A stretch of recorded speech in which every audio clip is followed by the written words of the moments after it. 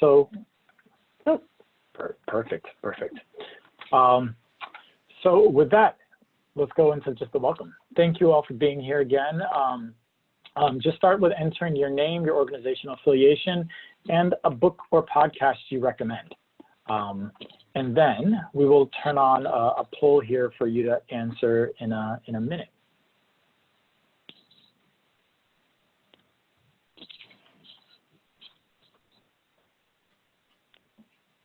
And this is just to give us a little background on how folks are coming into this meeting and where y'all are at in terms of your review of the RFP material.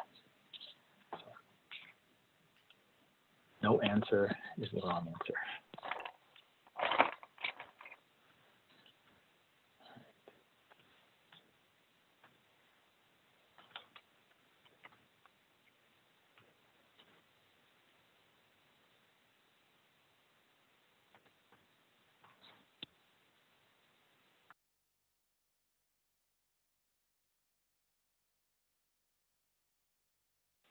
We're going to wait till we get to at least 75% of people voting before we move on here.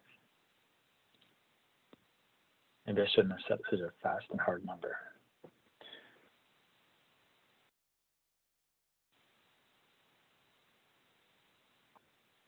Okay.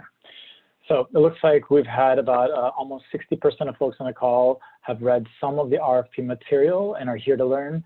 There's about a fifth of the folks here on the call have read the RFP material and have specific questions, and there's still a good chunk of people that haven't read the RFP material and are here to learn, which is great. So we hope that we're able to provide you with the basics and guide you at least and orient you throughout to the RFP materials so that you have an opportunity to connect with that and follow up with that and follow up with questions and dig into the material after this.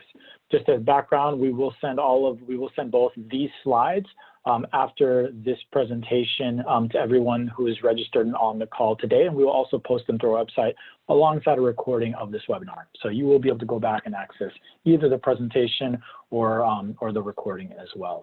And I just want to welcome all the folks in the room and appreciate you all entering your names, your organizational affiliations. It looks like we've already got a great set of reading lists. I appreciate I'm intrigued with On Tyranny, 20 Lessons from the 20th Century, which given all the recent events, I think that'll be, I take that, I'm interested in that read, and it looks like, oh, that's you entering that twice, but we've also got a handful of other things. Nice White Parents, I appreciate that. That's another thing I'll maybe check into. So thank you all for the suggestions.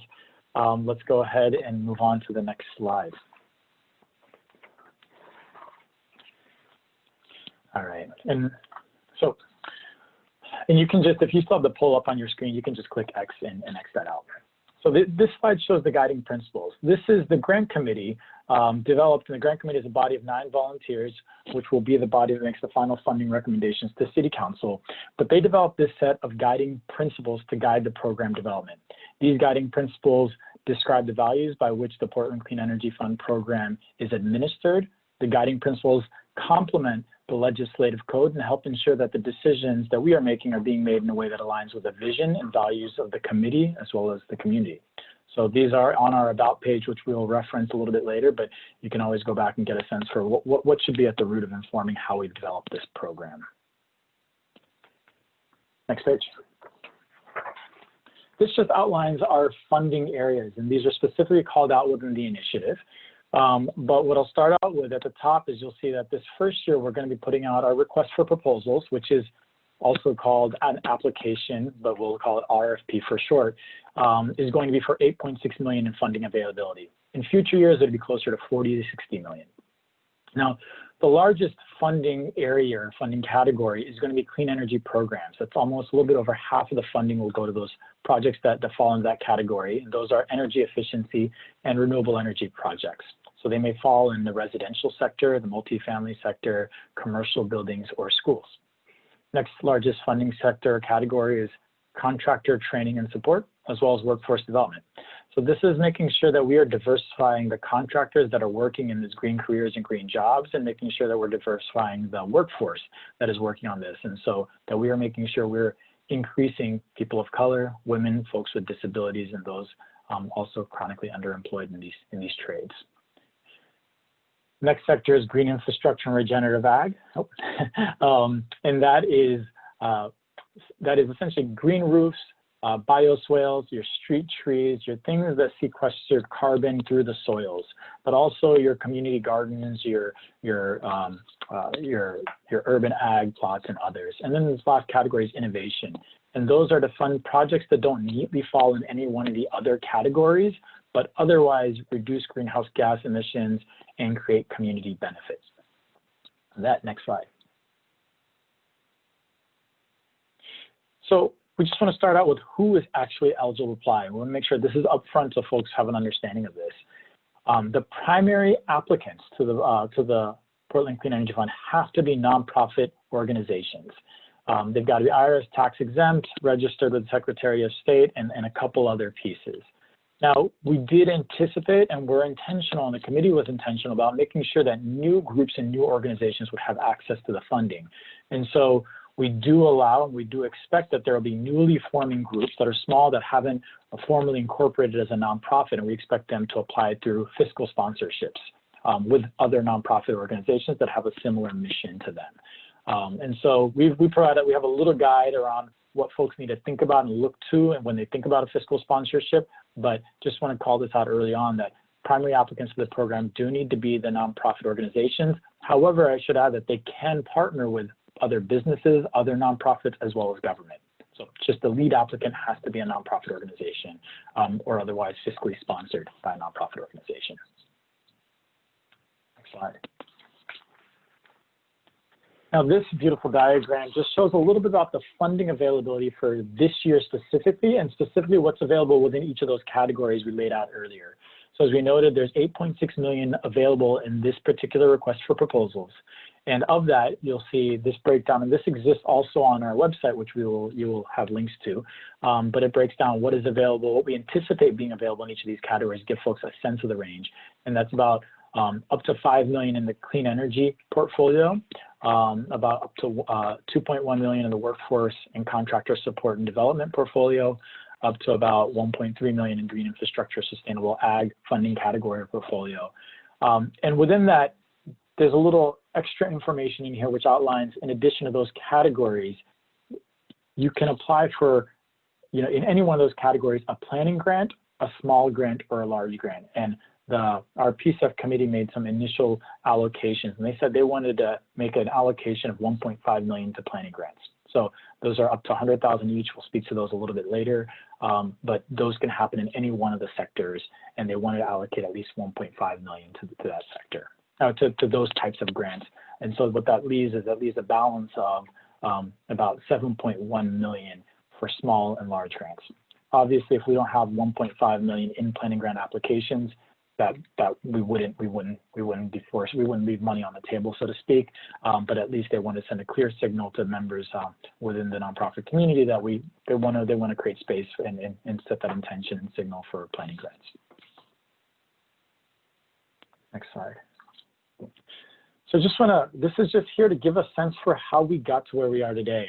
A little bit less than 2 years ago, the Portland Clean Energy Fund passed at the ballot with 65% of Portland voters supporting it. Almost a year after that, we fully seated the first grant committee, and those are the 9 volunteer members. In March of this year, they developed their guiding principles, and since that time have been working on implementing and taking those guiding principles and placing them into grant criteria, grant scoring, grant application questions, all of which were released for public comment in June of this year. We put that out for public comment, got loads of feedback from a whole host of community stakeholders, and then we adapted with that feedback, and we released our first RFP now a few weeks ago on September 16th. And so here we are at that blue mark right there. About 60 days after the release on November 16th, applications will be due.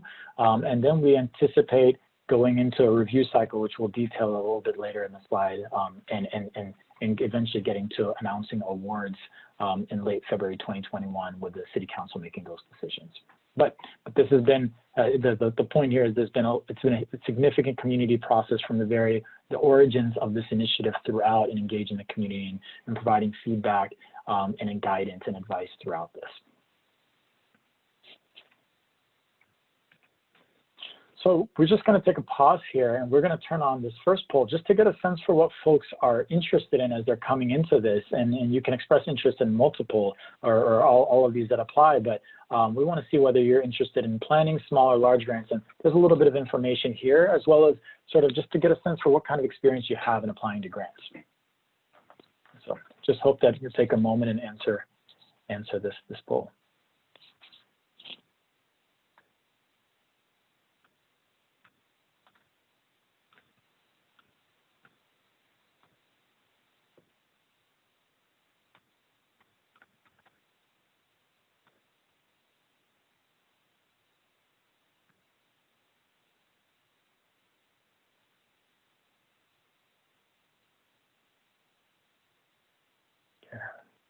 Got a little bit over half answering.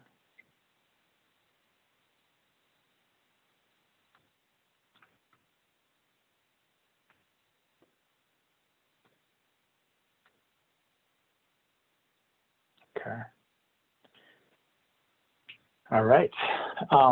So if we close this out, you all will see that we've got roughly 44% of folks on the call interested in planning grants, a little bit over half interested in small grants, and about half interested in large grants. And we've got a similar, a little distribution of folks with less experience, some experience, and lots of experience applying to grants. So I feel like this is great and useful information for us for our ability to tailor and set our expectations in terms of how we support you all in going through this process. So this is great, and I think in some ways aligns with what we saw last week. So thank you. All right. Next slide. So what we're going to move into here is just navigating the actual application. And as I noted earlier, we will share this PowerPoint or a PDF of this PowerPoint. So all of the links that you'll see here, you'll also be able to access through this PDF that we'll post to the website. But all of this you may have already seen through our emails or other ways too if you're able to get this webinar. So let's go ahead and move on to the next slide. This first page here, and this really contains everything you're going to need in the RFP. It's the guide to the RFP. This contains all the important information, eligibility, who are priority populations within this application, what are the grant types, the uses of funds, which we'll talk about a little bit in the, but it provides all of the detail that you need to know before you jump in and start thinking about the actual detailed elements of the application. So we just want to emphasize this is where you'll start, and really it's really important that all folks considering and interested in applying to this initial RFP or this initial application review everything on this page first before proceeding. Next slide. This just outlines right here what, this kind of helpful bookmarking or a table of contents so that you can scroll through and know what's on this page as you've got some initial questions. And what you see at the very bottom of the list is we've also translated the grant guide into 7 languages and have a couple more languages coming up. So as you think of community partners, others that may want to see this guide translated, just know that they're there, and we welcome folks forwarding that information. Next slide. To the top right of this guide, you'll see there's a little bookmark which just has additional information that you're going to want to see. The first of which we're highlighting is this questions about the PCEF grants. Now, this page is where we are going to be updating it weekly with answers to questions that come from the webinars.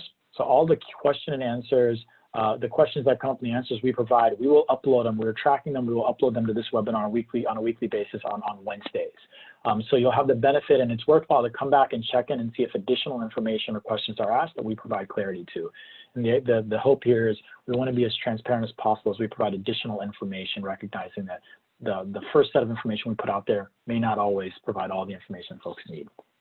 So please come back and check this as you progress along. Next slide. This next link here provides the webinars as well as the technical assistance trainings that we're going to be providing throughout the RFP. You all are in one of our webinars here today, but I'm sure that as you hear some of this information, it may be worthwhile to continue and check into another webinar to hear this again. Below it also is another set of links that relate to our technical assistance that we're providing, which is just about a handful of trainings on grant writing as well as budget development. So please check in there if that's something that you would find valuable in your efforts to develop a grant proposal. Next slide. This is just another link, and there's another page on additional resources. And it just provides, this is just a little summary of resources we pulled together in order to orient some folks, recognizing this isn't everything, does not capture all the resources that are out there, but we wanted to make sure that we provided an initial set of resources to help folks get some extra information about any one of these category areas that will be relevant to this grant. And then lastly, in this last section of this guide that's linked to this guide is just a definitions page. There are a lot of terms. I call this out a lot. PCEF was designed to do a lot, and it's really important, and is designed to solve our community's complex problems. And so it does take sometimes complex solutions. So we have a lot of different terms. We do define those here in the definitions section, and we welcome folks to go in and check that out as you have questions about any one of the definitions. This definition in front of you here is about our priority population specifically, and it lists that we have two sets of priority populations. Second, I'm getting a call here, and it's confusing. All right, we've got two sets of priority populations. For our infrastructure projects, so either our clean energy, or green infrastructure, or regenerative ag projects, these are things where you're building something in those categories. Our priority population, and not necessarily where you're doing education related to those categories. Our priority populations called out within the initiative are people of color and people with low income. But for workforce development and contractor support projects, so really looking more at the workforce, the priority populations are women, people of color, people with disabilities, and people who are chronically underemployed.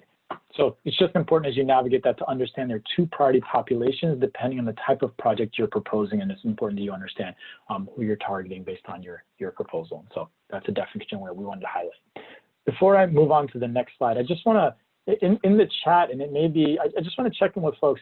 This is an approach we took in terms of taking screenshots of the website. It'd really be helpful if folks have any questions, or I guess it's just a question, are folks seeing this as helpful? And just to let us know, and it may be a question we get to at the end of our cycle here, but we want to see, is this actually helpful to show our screenshots like this? So if folks want to chime in on that, we welcome that. But if others think that, oh, I'll leave it there. All right, next slide. Now, once you've gone to that first guide page, and it's really, really important that you fully work through that guide page and understand everything that's laid out there, the next step is to move on and actually go about beginning your actual application. And so in order to do that, and teasing out what information you need, you'd click on apply for a PCEF grant. There's a couple of those links in that other page. You'd get there, and it's going to ask you, it's going to work you through a few steps, and it's going to tell you, one, are you planning on applying for a planning grant, a small grant, or a large grant? And you can decide you want to apply for multiple of those different grants, or you only want to apply to one. And so once you get through that, next slide, you scroll down a little bit, and then there's three links. Again, one for planning grant, one for small grant, and one for large grant. Once you click that link, it's going to send you to and allow you to download a zip file. That zip file contains all the application materials. So these are all the background documents, the actual application questions, a guidance document, things that we'll review shortly here, but it contains all of it. So I just want to note that it's a zip file. You'll click it, it'll send you to a page, and what it'll do is there'll be an option to the upper left-hand corner that says download all files. So you could actually download individual files, but we recommend you just click download all files. You'll download a zip file, and if you're thinking about applying to a planning grant and a large grant, a small grant, large grant, whatever combination, you're going to want to download those different files because they contain different applications, so that you can make sure before you actually before you try to upload your application, you have all the materials there with you. Next slide. Once you review the application materials, you've compiled all of your answers, ideally separately somewhere else.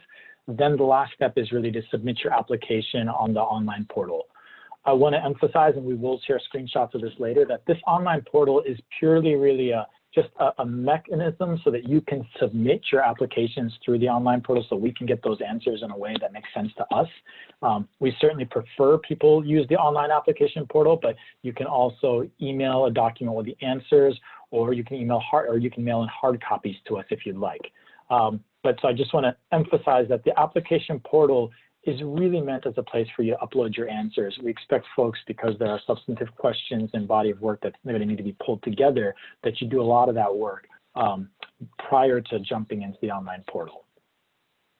And so with that, we'll hit the next slide and I'll hand it over. And that, I'll pause on talking, let y'all hear from someone else. I realized I did not introduce myself at the beginning. My name is Sam Bross. I'm with the Portland Clean Energy Fund Startup Team, and I will pass this on to my colleague, Katie Lister. Hello all. Can everybody hear me? Or no? Okay, good. So I'm Katie Lister, like Sam said, with the Portland Clean Energy Fund Startup Team, and I'm just going to kind of go through some of the material that Sam just talked about that you'll be downloading. I did want to also just let people know if they have questions that pop up as we're going through these slides, just a reminder that you can always put those into the chat box.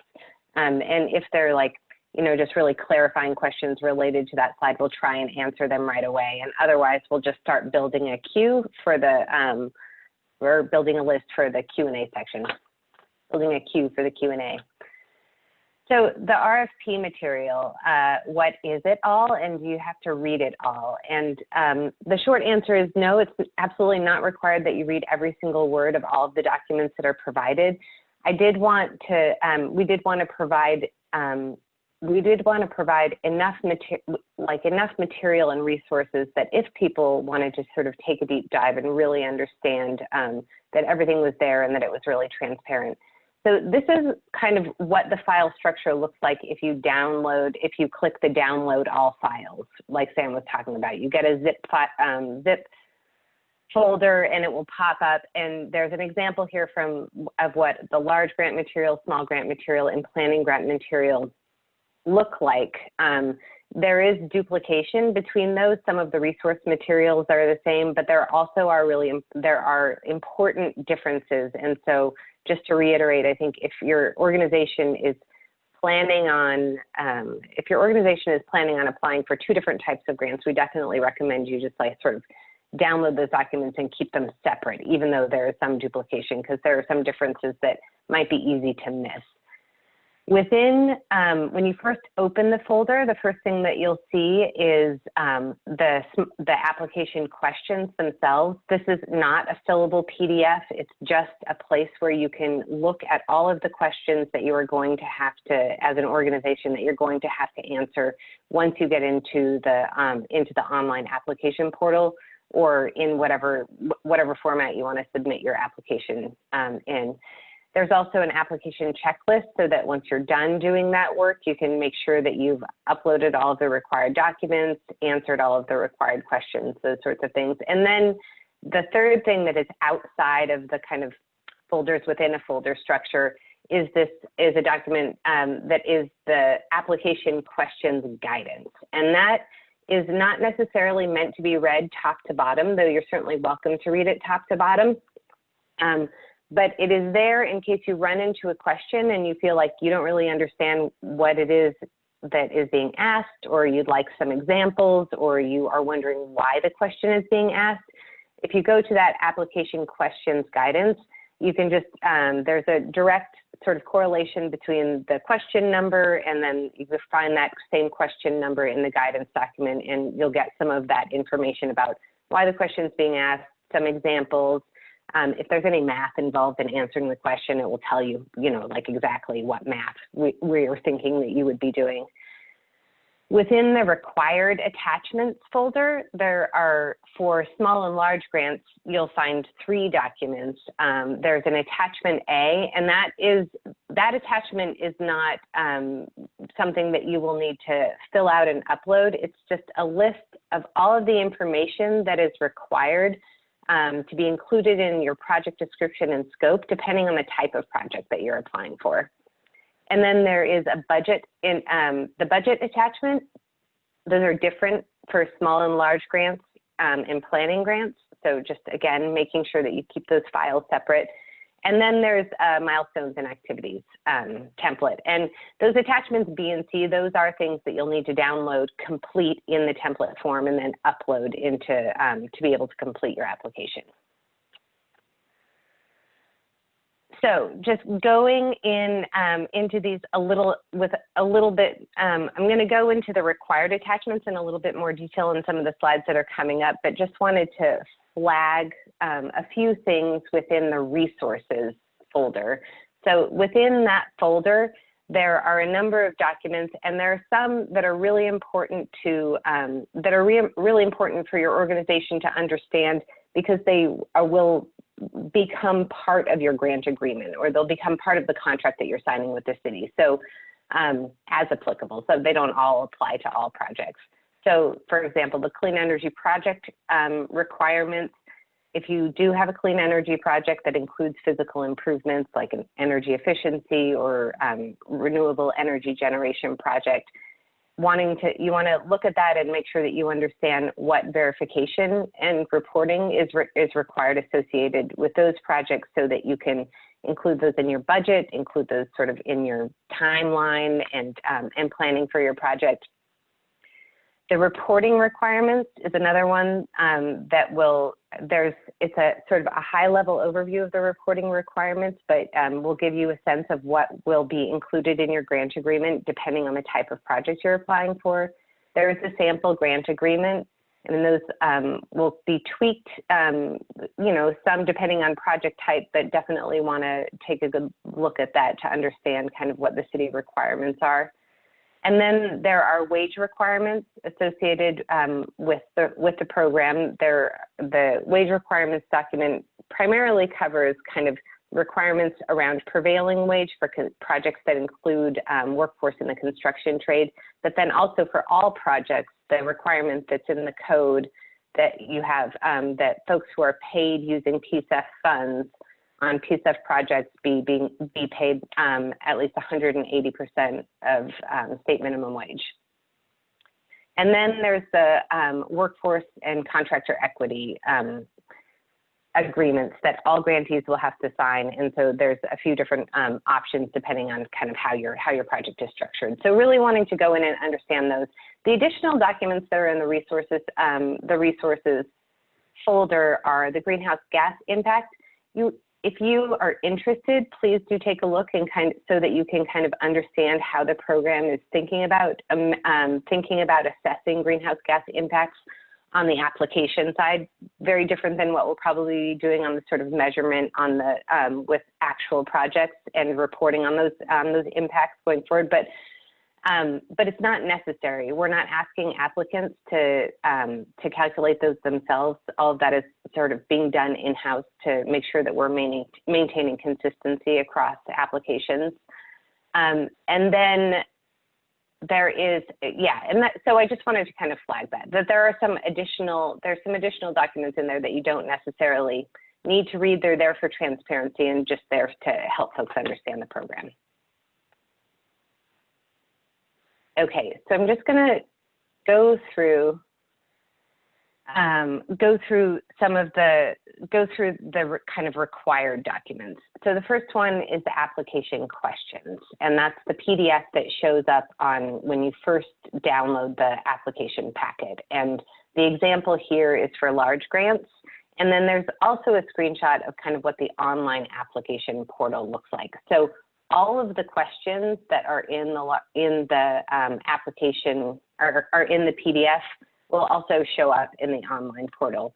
The online portal has some functionality that, particularly for small and large grants, make it a little bit easy, might help with navigation because, for example, like it'll skip questions that are not relevant for you kind of in a way that is more automated. But it is still important for everyone to kind of read through the application and understand like which questions are required of you depending on your project type and which questions aren't. The next is attachment A. And again, this isn't something that you fill out and upload. This is something that has information that has requirements that need to be included in the project description and scope for small and large grants. This does not apply to planning grants. The thing that we wanted to flag here is that if you have a proposal which includes more than one project type, and by project type I mean like each of the funding, kind of the funding buckets, like or the types within those funding buckets. So renewable energy, energy efficiency, regenerative ag, green infrastructure. If you have a project that has more than one of those funding types, make sure that you're looking at the list for all of those types and filling it out for and making sure that you include the information requirements for both or more than two if you have more than two project types.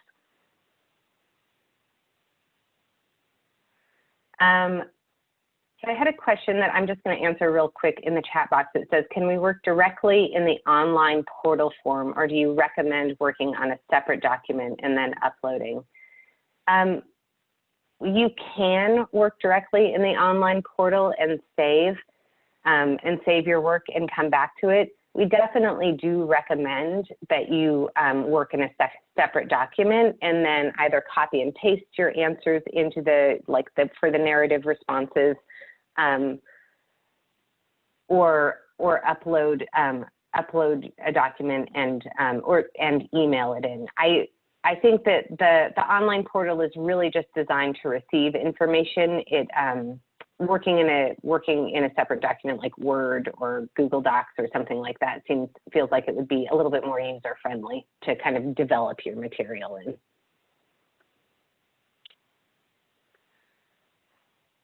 So the next slide has a screenshot of a spreadsheet, which I know is not the greatest, but I just wanted to give you an idea of what the budget looks like. And this is the budget for small and large grants. The budget for planning grants is a little bit different, is a little bit more simplified.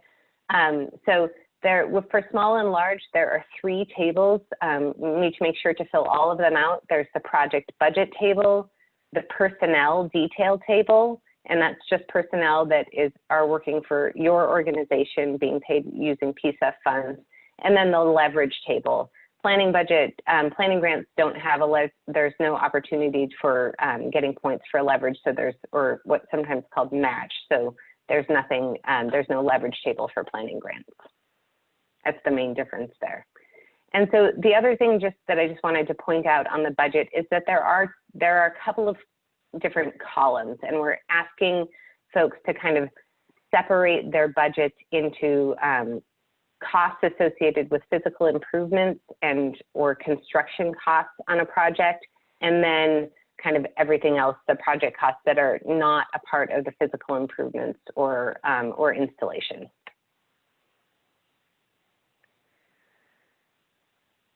And then these are just a few kind of budget tips and reminders. And this first one, we are just trying to emphasize as strongly as we can during this process, is that we really want applicants to budget for what they need to be able to do their project in a way that is successful and gets the outcomes that you kind of write about in your proposal. PCEF is not a lowest cost wins the grant program. Also, just a note that if you're doing construction, I know there are some nonprofits that may be thinking about doing construction and they don't have very much experience. Please include a contingency. 5 to 10% is sort of standard, but we just want to make sure that everyone knows those are allowable, and we want you to kind of really think about what you need to be successful and then put that into your budget. Also, if your project is multi-year, definitely need to make sure that you are budgeting so that you are meeting the wage requirements in every year. So for the requirement for 180% of minimum wage, that requirement is tied to a state statute, which is calculated every year, so it changes every year. So if you have someone who, for example, if you're working on a 3-year project and you have staff who are right at that 180% of minimum wage, you want to make sure that you increase the amount that you budget to cover what will have to be an increase in their salary to meet the requirement in the next year. And there's a lot of information about how to calculate that and where to find that information in the application packet in the wage requirements document. So also just pay attention to caps. There is a 20% of project, there's a cap of 20% on overhead costs. If you have a fiscal sponsor, there's a cap of 10% on the fiscal sponsor fee. And then those two things for projects that are applying through a fiscal sponsor, those two together, overhead and the fiscal sponsor fee, are combined or capped at a combined 25%.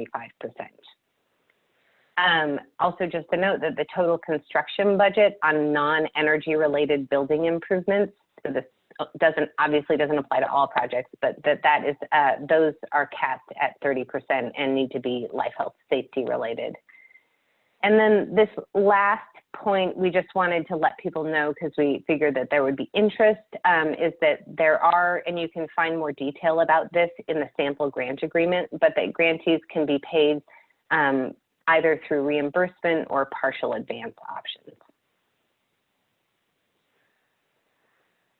Just looking at the chat box real quick to see if there. So one question was, is this application only for the first year or include the option to apply for a multi-year grant? So planning grants, we do have an expectation that they will be done within a year, although with justification, we would consider extending that timeline. Small grants, we are anticipating that work is complete within 3 years. And for large grants, we anticipate that work be completed within 5 years.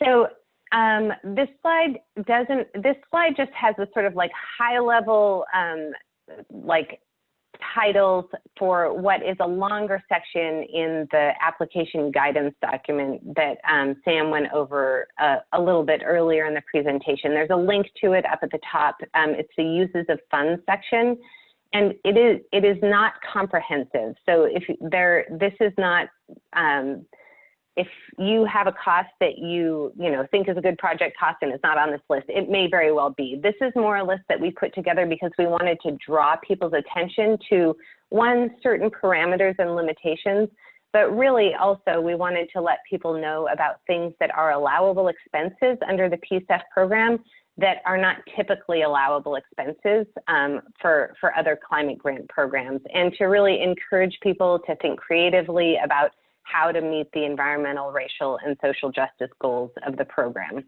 So I encourage everyone to look over this section and really understand, so that you can really fully understand like what your options are in putting together your budget and putting together your project.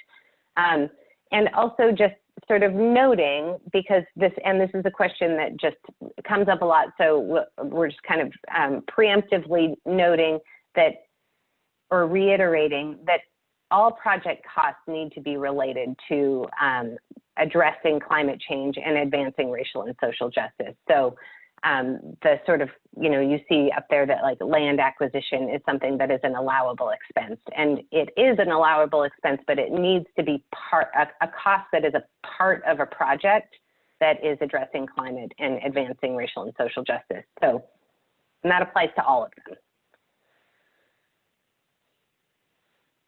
Attachment C, and hopefully most of these are self-explanatory, and there are instructions within the budget template and additional instructions within the milestones and activities template. And then again, the guidance document, the application questions guidance document, has additional guidance on how to fill these out. So this section just wanted to kind of draw your attention to definitions of milestones and activities. Milestones are those significant markers in a project that indicate completion of a major event, decision point, stage, or goal. And this is the one place where we're really asking you to kind of enter some schedule in there, and only related to milestones, but just giving us a sense of when you think the start date will be and when you think the end date will be for that particular milestone.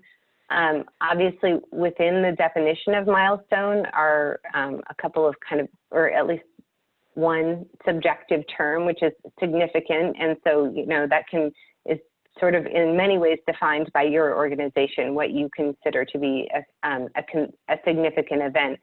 But as you're going through the milestones and activities task, I really encourage you to think about what you want to be, what you think would be a useful thing to report because it is likely that project managers from the PCEF program, when they sit down with somebody who has been awarded funds, will be looking to a few different places, but one of the things that they'll be looking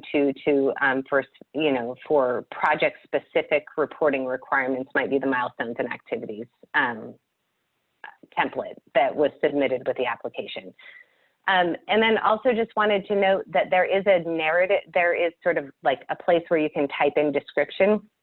There is no minimum or maximum requirement associated with that. Just provide us with enough information so that it feels like we could understand what it is that you are intending to accomplish with the milestones and kind of how you intend to accomplish it in terms of how you describe those activities. And there's an example in the template that you download as well.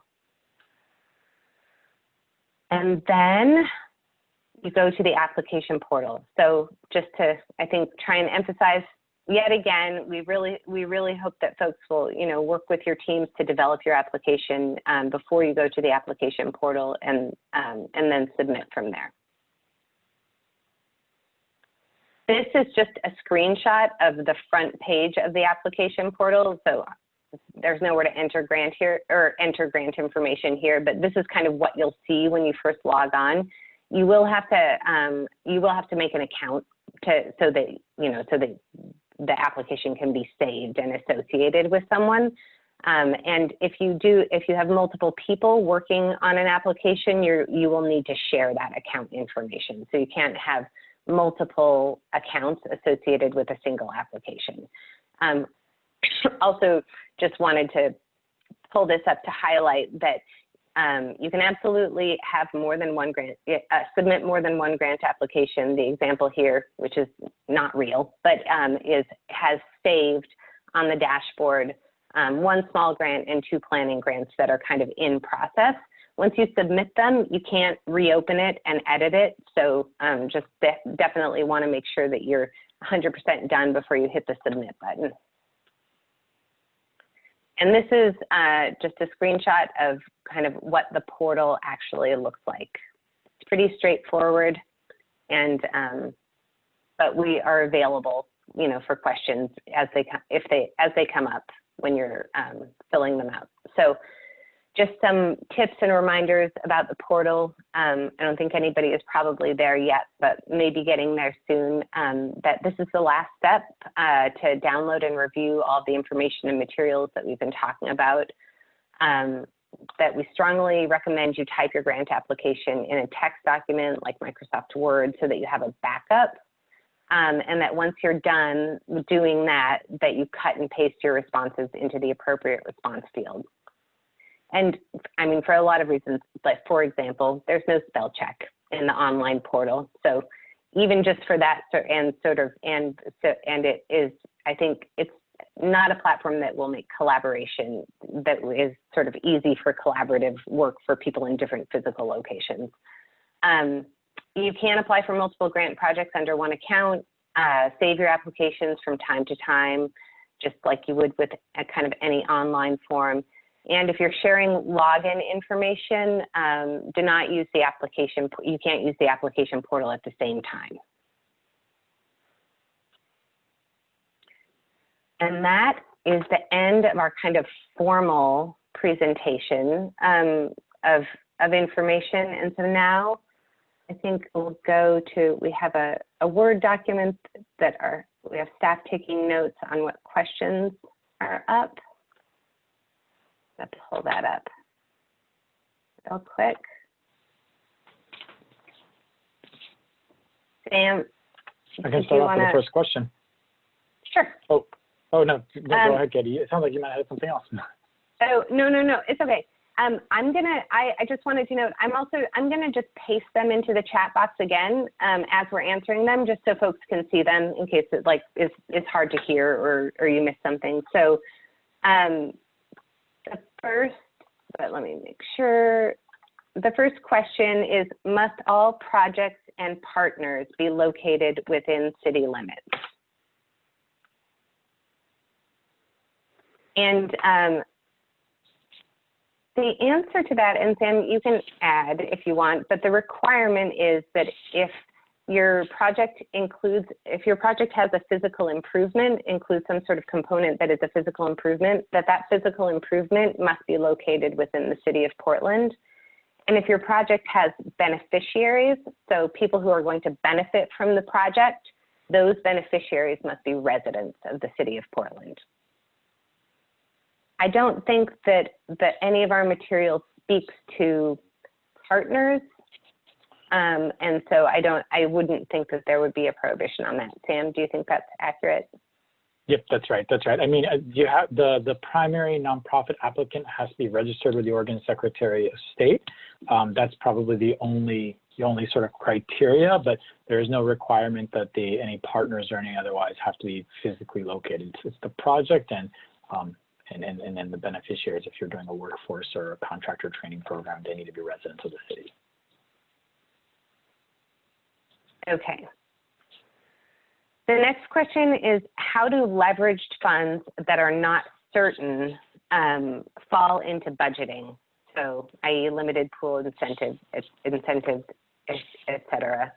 The budget template does ask you to indicate whether or not you have secured the funds, whether the funds are secure or planned for, and has kind of a statement in there that says, you know, in the guidance, you would see statements that said something along the lines of, you're not required to have secured the funds yet, or secured the leverage if it comes in the form of like a tax incentive or something like, or some sort of funky arrangement like that. But we do want folks to kind of have a reasonable expectation that they will be able to secure it by the time the project, you know, gets going. So I think that answered that question.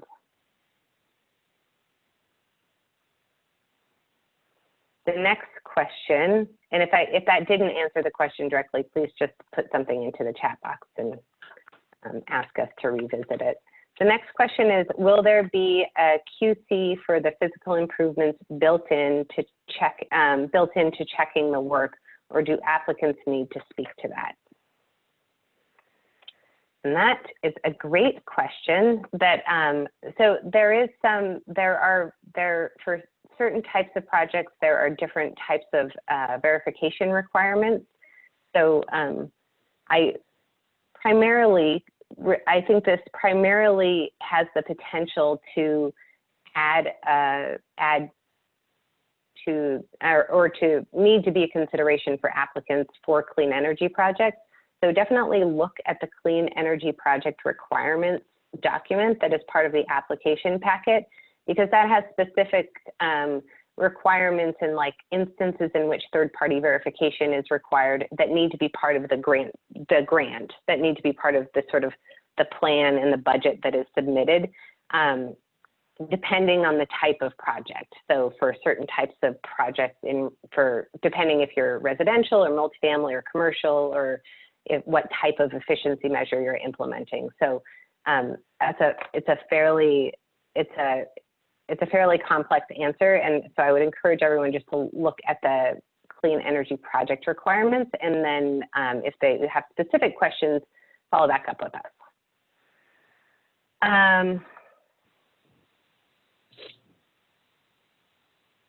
Okay, so just to return to the question about budget, I did get a little bit of clarification, and that is, if limited incentives are found to be not available in the development timeline, we may need to account for more in our PCEF fund request. So can a grant request, for example, say $100,000 to $125,000, depending on the availability of incentives? We haven't gotten that question yet. Sam, I don't know if you want to speak to this or if we want to answer this online later. I think we're going to want to think about that question and respond back to that. It is, let us think about that and respond back to that, because we'll just have to think about how that plays into the evaluation, our ability to evaluate proposals across one another, and whether we're going to need to give guidance around sort of when that sort of uncertainty remains, whether we're going to need to guidance in one direction or another, or whether you can have that sort of range. So we're going to need to think about that. But what we'll do, we'll commit to, is you'll see an answer to that posted next Wednesday on the website.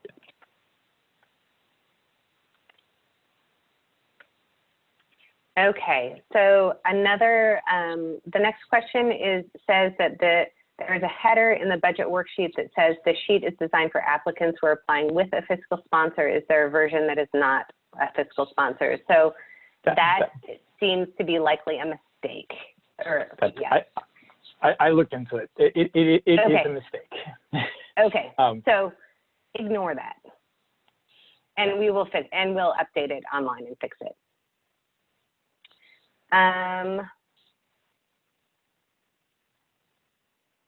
Sorry, I'm just looking for this. So insurance costs, if the 501c3 is not utilizing any PCEF funds, it's 100% pass through to contractors.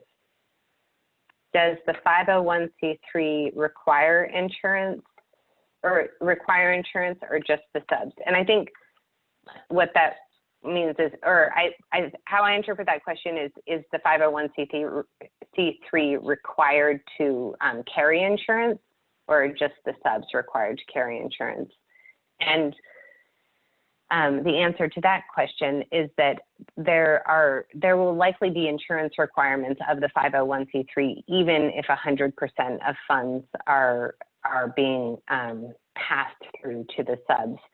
If I would recommend looking at the sample grant agreement. The sample grant agreement has a pretty big section on insurance, and it provides a lot of kind of like scenarios, like this is what would be required if you were doing this kind of activity, and this is what might be required if you were doing this kind of activity.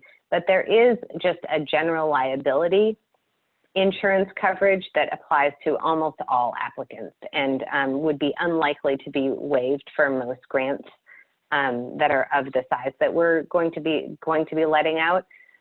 So, but I think would also note that that if there is a requirement associated with a PCEF project that creates an additional cost that isn't already a cost to the nonprofit, that cost can be part of the PCEF grant. So if you are going to be, if you don't carry insurance, or if you don't have insurance to the level that might be required by the city, and that's going to create an additional cost, then that can be part of your budget.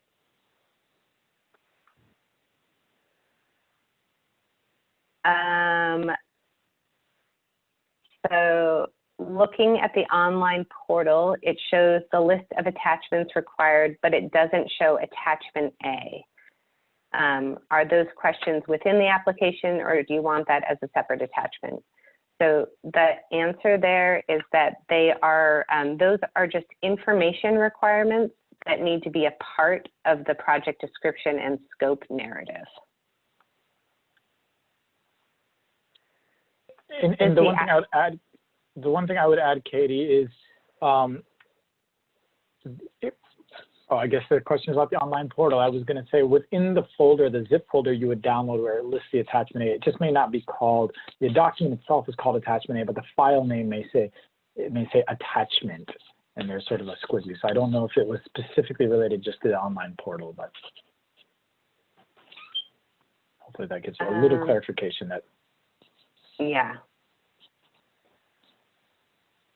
There, I think I got a note that there was a hand raised, but I'm just gonna, so seem to have lost my participant list though. Oh, there we go. It's up. It was, Alejandro?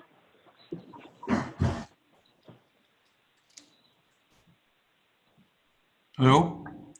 Yep, we can hear you. I'm sorry, going back to the question regarding the location of beneficiaries. If you're thinking about a workforce development program, I want to assume that the participants of such program do not need to have an address within the city of Portland. Okay. Can you state your question again, Alejandro?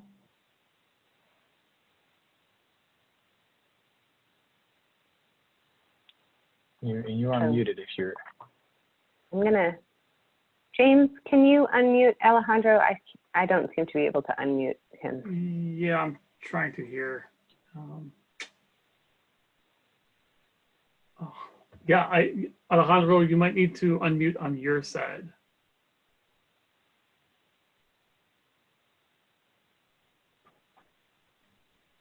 But I believe. Well, let me see. Yeah. Let me see if I can say what I think I heard, and then you can use the chat box to tell us if we're wrong or right. I think that what I heard is a question about whether or not, if you have a workforce development and training program, do the people who are the students or the participants in that program, do they need to have a Portland address? Sam, do you want to speak to that? Yeah. Yeah, they do have to be residents of the city of Portland. It's you know, there is an evolving question on whether the idea of, and this is a question within the city, or whether someone has a specific address, given that we recognize that some members of our community do not have an address because they may be in a more transient or maybe in a situation where they are houseless, but they do need to be a resident of the city. And so there's going to be so a resident of Gresham would not be able to participate within the program. Someone that has an address in Gresham, but they need to be a resident within the city. Yeah, and maybe just one other sort of small clarification is that they're recognizing that, because we've had these conversations with some workforce development and training folks, kind of, you know, back in the days when we could all gather and see each other in person, but that recognizing that there will likely be programs that have participants from multiple places. And so if you have some, you know, if 20% of your participants are from Gresham and 80% of your participants are from within the city of Portland, then the PCEF could potentially pay for 80% of the cost, but it needs to be, you know, relative to the number of folks who are residents of Portland. So the next question is, does the application portal support uploading additional support documents like MOUs, letters of support that are not specific answers to questions in the application? Yes, it does. There is a sort of, you can, when you get to that section of the application portal, one of the options is sort of like, there's an other option. We do, you know, and so you can upload any other documentation that you think supports your application. The last question, I think, on the line is, if the improvement we are seeking if the improvement we are seeking funds for on a newly constructed project are the construction cost of the building leverage?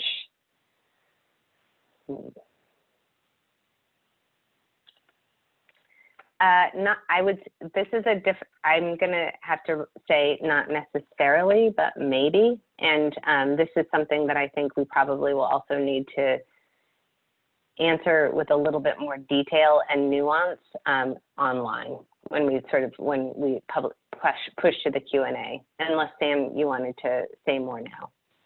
No, I think that's right. That generally speaking, it's probably unlikely, but that there's probably a scenario that we need to work through. So we'll follow up in our Q&A that we post next week with a little more detail on that.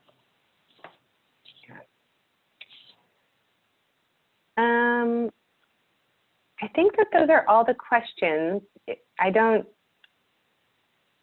Oh no, I see another one in the chat box. Are public education climate action projects eligible for funding? And the answer to that is yes.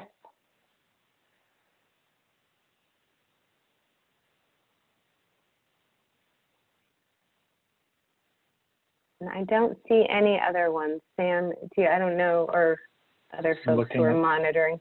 Yeah.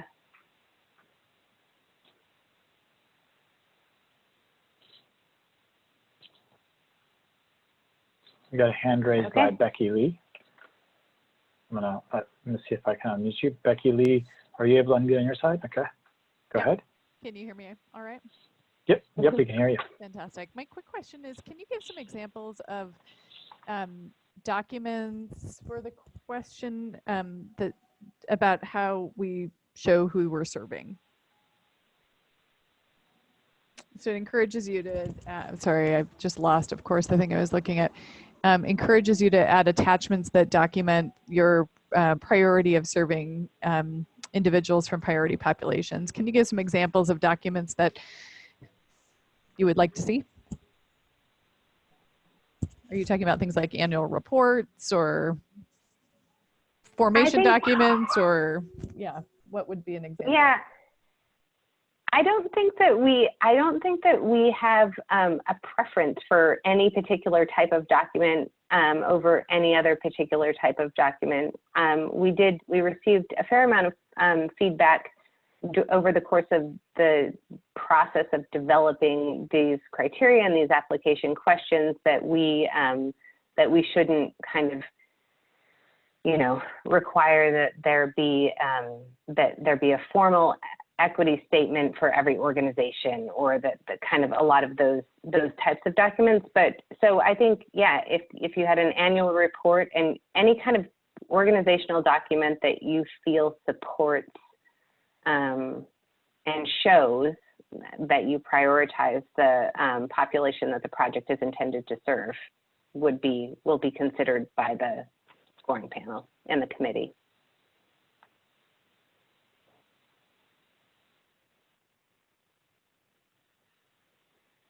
Slightly less than satisfying answer.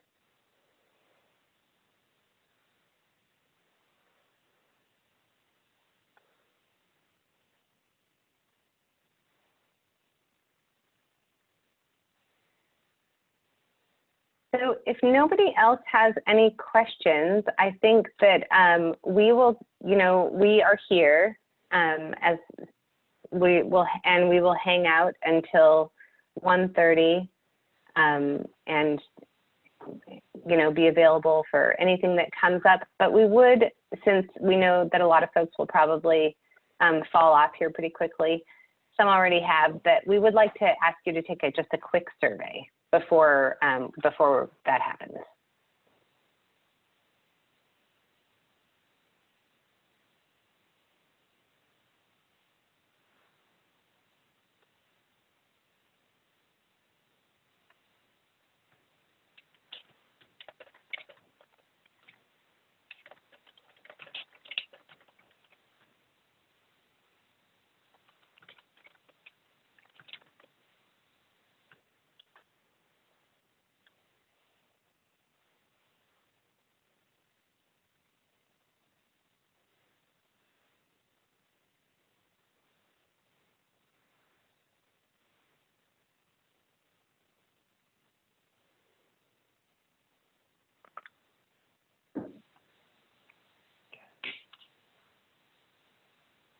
We can end the polling here.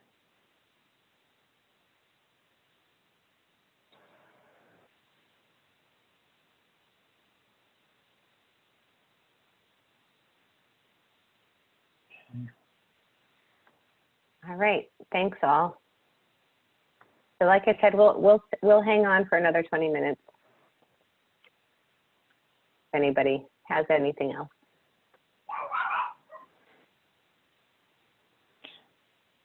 They're great questions. Appreciate them. It'll be a good opportunity for us to follow back up, and I'm looking forward to posting some of those answers.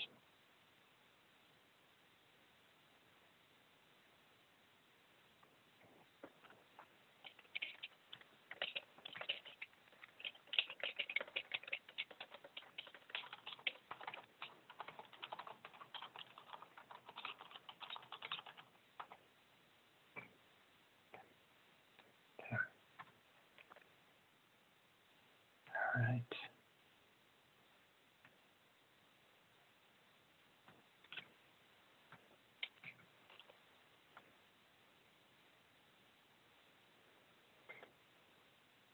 Team, I'm going to throw a little debrief on our calendars real quick. Oh, okay, yeah, looks like it's just us. Almost. All right. Actually, if it's just, I guess anyone can join. Actually, we can still control the invites. So if it's just us, maybe we can just stick here and thank our captioner at LNS and stop recording the meeting and continue on.